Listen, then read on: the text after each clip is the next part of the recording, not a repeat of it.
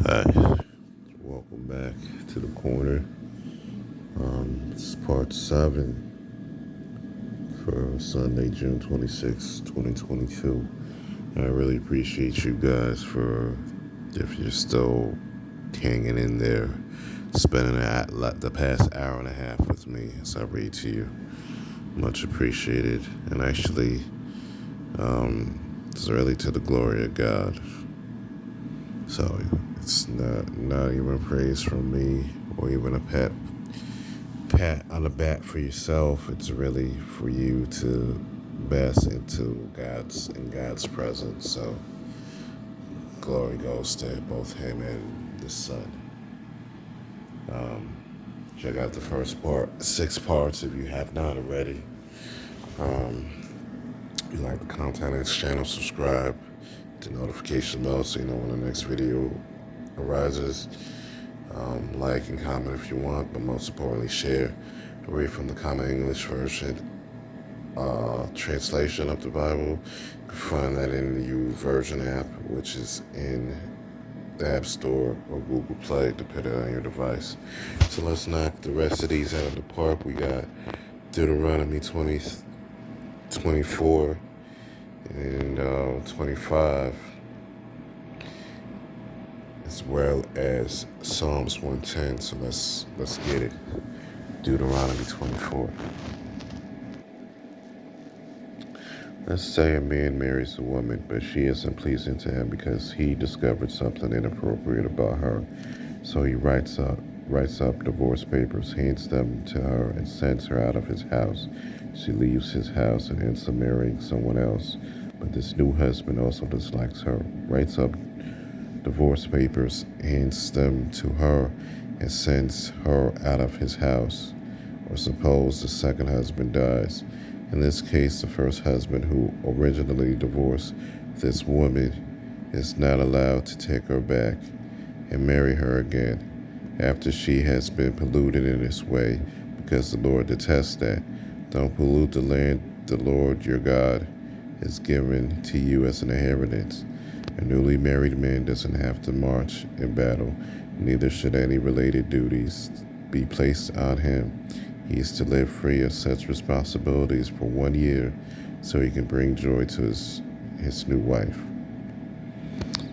Millstones, or even just the upper millstone, must not be pawned, because that would be pawning someone's livelihood. If someone is caught kidnapping their fellow Israelite, intending to enslave the Israelite or sell them, that kidnapper must die. Remove such evil from your community. Be on guard against outbreaks of skin disease by being very careful about what you do. You must carefully do everything the Levitical priests teach you, just as I have commanded them. Remember after what the Lord your God did to Miriam on your departure from Egypt. When you make any type of loan to your neighbor, don't enter their house to receive the collateral. You must wait outside. The person to whom you are lending will bring the collateral to you out there. Moreover, if the person is poor, you are not allowed to sleep in their pawn coat. Instead, be certain to give the pawn coat back by sunset so they can sleep in their own coat. They will bless you, and you will be considered righteous before the Lord your God. Don't take advantage of poor or needy workers, whether they are fellow Israelites or immigrants who live in your land or your city. Pay them their salary the same day before the sun sets, because they are poor and their very life depends on that pay, and so that they don't cry out against you to the Lord that will make you guilty. Parents shouldn't be executed because of what their children have done. Neither should children be executed because of what their parents have done. Each person should be executed for their own guilty acts.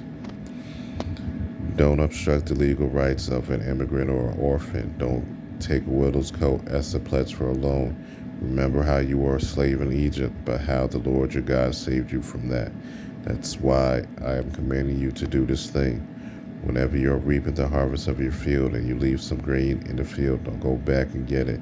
Let it go to the immigrants, the orphans, and the widows, so that the Lord your God blesses you in all that you do. Similarly, when you beat the olives off your olive trees, don't go back over them twice. Let the leftovers go to the immigrants, the orphans, and the widows. Again, when you pick the grapes of your vineyard, don't pick them over twice. Let the leftovers go to your immigrants, the orphans, and the widows. Remember how you were a slave in Egypt. That's why I'm commanding you to do this thing. Deuteronomy 24. Just turn the page for the final chapter in Deuteronomy that we're reading today, 25. Now, two people have a disagreement and they enter into litigation, and the case is decided with the judges declaring one person legally right and the other legally liable. If the guilty party is to be beaten, the presiding judge will have that person lie down and be punished in his presence. The number of blows and measure with the guilt determined. Give no more than 40 blows. If more than that is given, your fellow Israelite will be completely disgraced in your eyes. Don't muzzle an ox while it is threshing grain.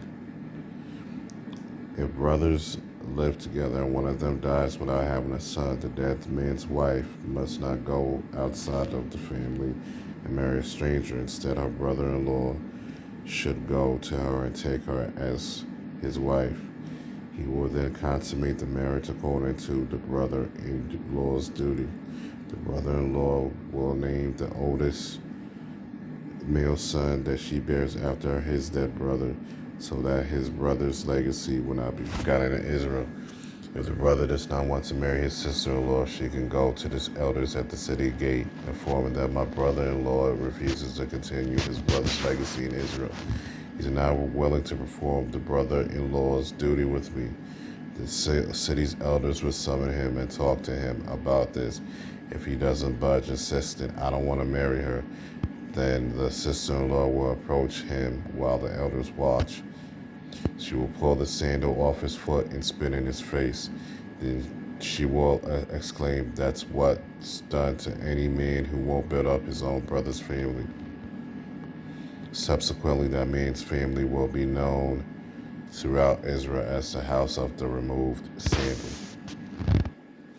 If two men are fighting with each other, a man and his fellow Israelite, and the wife of one of them gets into the fight, trying to save her husband from his attacker and does so by reaching out and grabbing his genitals, you must cut off her hand. Show no mercy. Don't have two different types of money weights in your bag, a heavy one and a light one. Don't have two different types of ephahs in your house, a large one and a small one. Instead, you must have only one weight, complete and correct, and only one ephah, also complete and correct, so that your life might be long in the fertile land that the Lord your God has given you. What's more, all who do such things, all who do business dishonestly, are detestable to the Lord your God.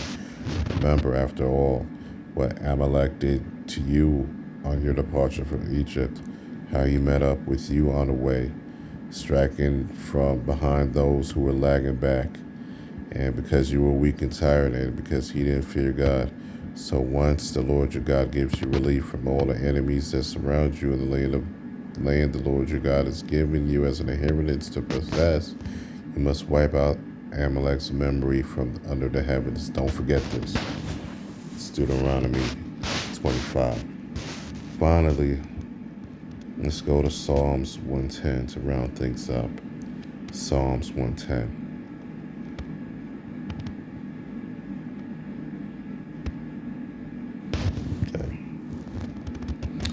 The Lord says to my master, sit right beside me until I make your enemies a footstool for your feet. May the Lord make your mighty scepter reach far from Zion, rule over your enemies. Your people stand ready on your day of battle. In holy grandeur from the dawn's womb, fight. Your youthful strength is like the dew itself. The Lord has sworn a solemn pledge and won't change his mind. You are a priest forever in line with